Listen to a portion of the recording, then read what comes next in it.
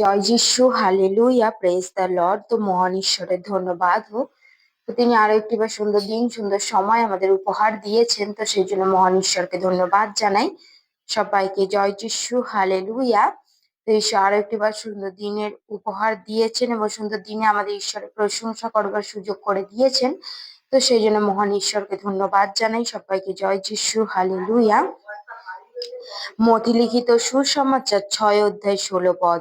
ঈশ্বরের বাক্য এখানে কি বলছে যে, আর তোমরা যখন উপবাস করো তখন কপটীদের ন্যায় বিষণ্ণ বোধন হইও না। হালেলুয়া। তো ঈশ্বরের বাক্য বলছে তোমরা যখন উপবাস করো। হালেলুয়া। আমরা খ্রিস্ট বিশ্বাসী, আমরা কি সকলেই প্রভু যিশুর কাছে আমাদের যখন বিনতি থাকে, আমাদের যখন কোনো বিশেষ প্রার্থনা থাকে, তখন আমরা কি করি? যখন আমাদের শুধু প্রার্থনার মধ্যে দিয়ে হয় না, তখন আমরা কি করি? সে বিশেষ প্রার্থনার মধ্যে দিয়ে যাই, যাতে ঈশ্বর আশীর্বাদ করেন। আর তখন কি করি? আমরা উপবাসের মধ্য দিয়ে যাই। আর সেই উপবাস, যেই উপবাস হয় কি আমাদের সেই গোপনে, কাউকে খুলে খুলে বলার মতো নয়। সেই জগতের ব্যবস্থায় যদি আমরা দেখে থাকি যে সেই কি আজকে ঘোষণা করা হয় যে আজকে এই উপবাস রয়েছে, কিন্তু আমাদের ঈশ্বরের পথে পুরোটাই উল্টো। কি আমরা যখন উপবাস করি, ঈশ্বরের বাক্য এটাই বলছে যে তোমাদের মুখ কপটীদের ন্যায় বিষণ্ণ বদন হইও না। সেই কপটিদের নেই। জগতে কি করে? সেই দেখানোর জন্য উপবাস করে, যে দেখো আজ আমরা আমরা কি করেছি না, সে উপবাস করেছি, যে তোমরা দেখো যে আজকে আমি উপবাস করেছি, আমার মুখ, আমার কত কষ্ট হচ্ছে, আমি কত দুঃখের মধ্যে রয়েছি, আমার কত আমার কি খুব খিদে পাচ্ছে, আমার কত কষ্ট হচ্ছে, তোমরা দেখো। কিন্তু ঈশ্বরের বাক্য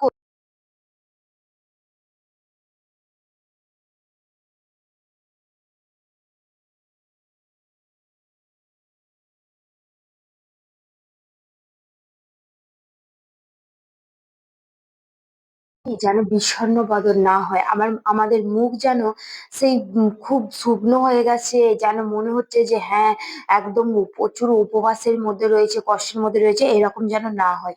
আমাদের এরকমটা কেন হবে না? কারণ যখন আমরা ঈশ্বরের কাছে প্রার্থনা করব, সেই উপবাসের ভার কি সেই ঈশ্বরের ওপর দিয়ে দেব, তখন কি হবে? সেই ঈশ্বর তখন সে তোমার মুখকে কি হবে? মলিন হতে দেবে না। বলছে কেন না, তাহারা লোককে উপবাস দেখাইবার নিমিত্ত আপনাদের মুখ মলিন করে।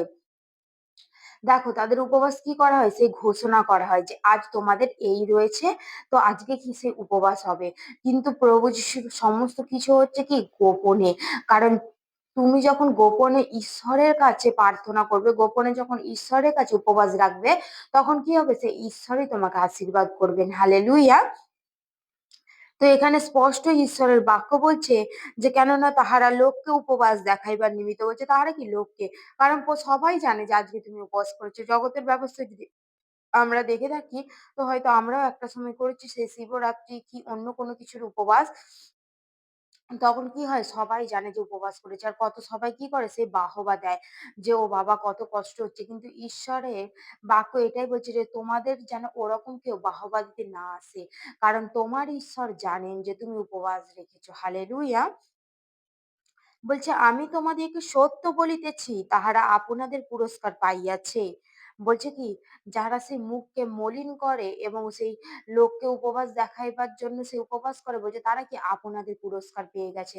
তারা কি নিজেদের পুরস্কার পেয়ে গেছে, যে ঈশ্বর যে সে পুরস্কার দেবে সেই পুরস্কার না, তারা নিজেদের পুরস্কার পেয়ে গেছে। বলছে কিন্তু তুমি যখন উপবাস করো তখন মাথায় তৈল মাখিও এবং মুখ ধুইও, যেন লোকে তোমার উপবাস না দেখিতে পায়, কিন্তু তোমার পিতা যিনি গোপনে বর্তমান তিনি দেখিতে পান। তাহাতে তোমার পিতা যিনি গোপনে দেখেন তিনি তোমাকে ফল দিবেন।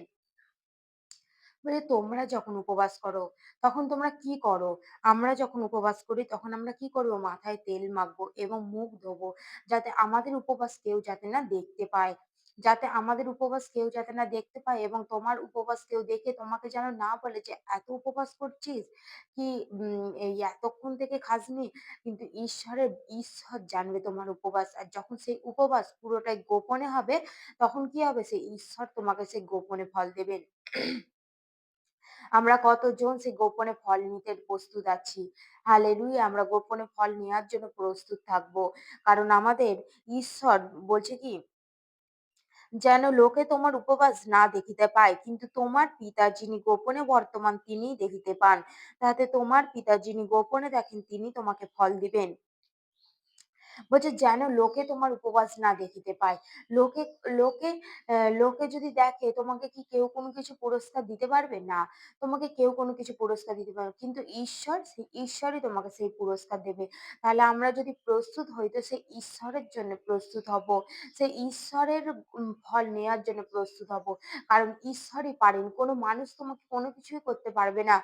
কোনো পুরস্কার তোমাকে দিতে পারবে না। কিন্তু তুমি যেটা প্রয়োজন, তুমি যেটা আশার জন্য তুমি ঈশ্বরের কাছে উপবাস রাখছো, সেই উপবাস যেন ঈশ্বরেতেই হয়।